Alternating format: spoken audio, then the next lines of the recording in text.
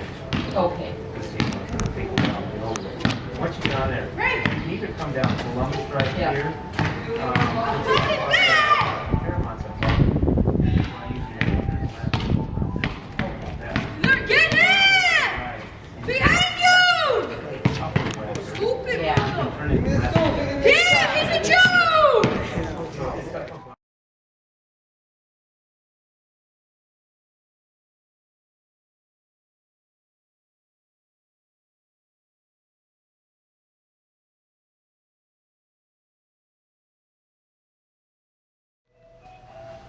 Okay. So can you explain what is this? On my wall here, there's wall. a representation of a lot of parts of my life. It's never been quite thought through.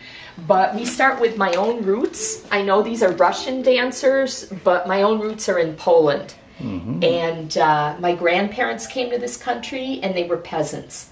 And so I imagine my ancestors dancing in the fields.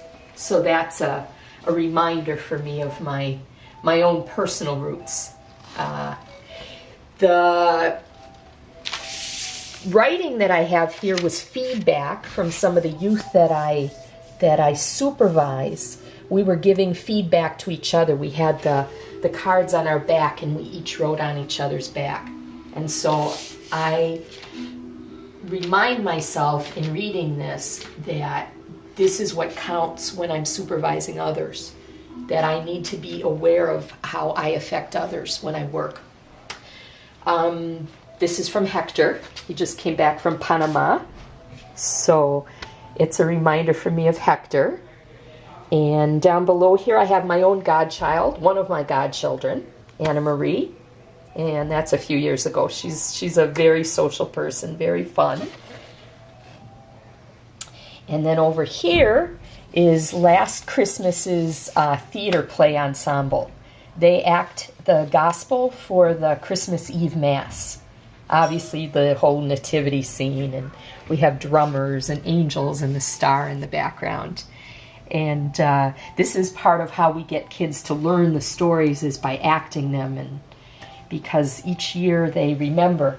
Although 2 years ago, one of my favorite parts is when we were getting the Christmas play organized, and one of the kids said, "I want to be Lazaro."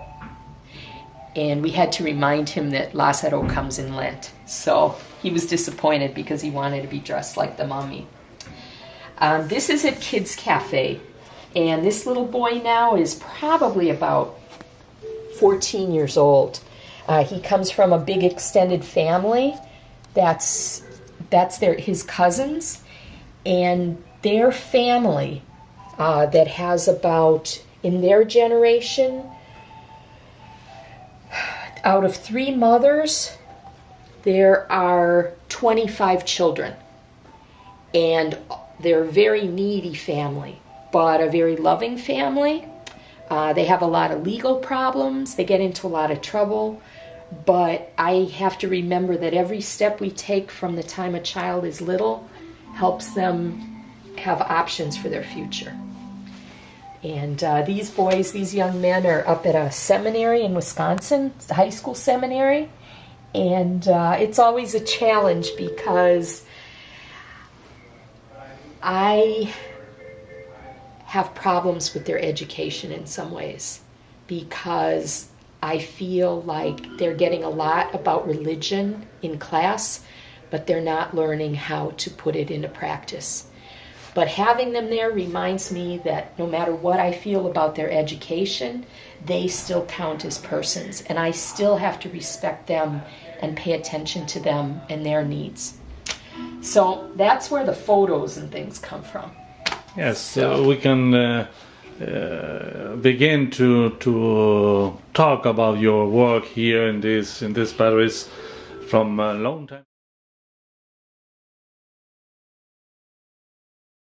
Stay at the other side of the table and you can begin to explain your work here. I began almost 25 years ago with a team of seminarians and young college students who were part of putting together a youth program here at the parish that responded to the current needs of the young people in helping them develop their skills and develop their interests and develop their sense of their purpose in life. And I've been here almost 25 years. I worked with catechetics. I work with the parents. And at this stage in my life, I don't do as much direct work with the teenagers, although I know most of them. I know most of the children.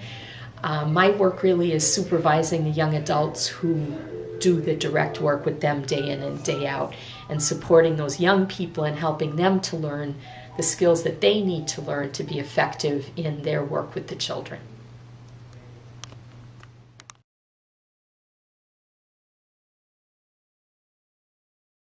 The children of our community have a lot of challenges that they face from the point of their birth, actually. Many of them live in families of great economic poverty. A huge majority are in families that are immigrant to this community, so they face a lot of cultural challenges. And many of our children grow up in households where one or both of the parents are addicted to alcohol, are addicted to drugs, and much violence within the household, verbal and physical violence. So we start with the children here when they reach school age, and we start to offer them help in their educations, in their human development, and their creativity through the arts, through music, through theater, so that they can become persons of hope and persons committed to helping others in the community. How about your vocation as a religious sister in this place? Well, how you realize yourself, and how do you do your put in motion, put in reality your charism in this place? In the old days, our community was the Society of Helpers of the Holy Souls of Purgatory, of course. And our community, our founders in 1856, we began in Paris, believed that purgatory was an experience that begins here on this earth, that our sufferings can have meaning in terms of our development, and that it's the way we work through our journey in life that helps us reach our glory. And so we were told to help in any manner of good, to respond to the needs of the people, to go wherever needed. Our first mission, our community's first mission, was in China, 15 years after our founding. And we reached the United States in the late 1800s. We've always been around the world. We tend to be in pastoral work because it gives us a fruitful field to accompany people. And that's really how we define our vocation, is accompanying people in their human journey of transformation. Okay.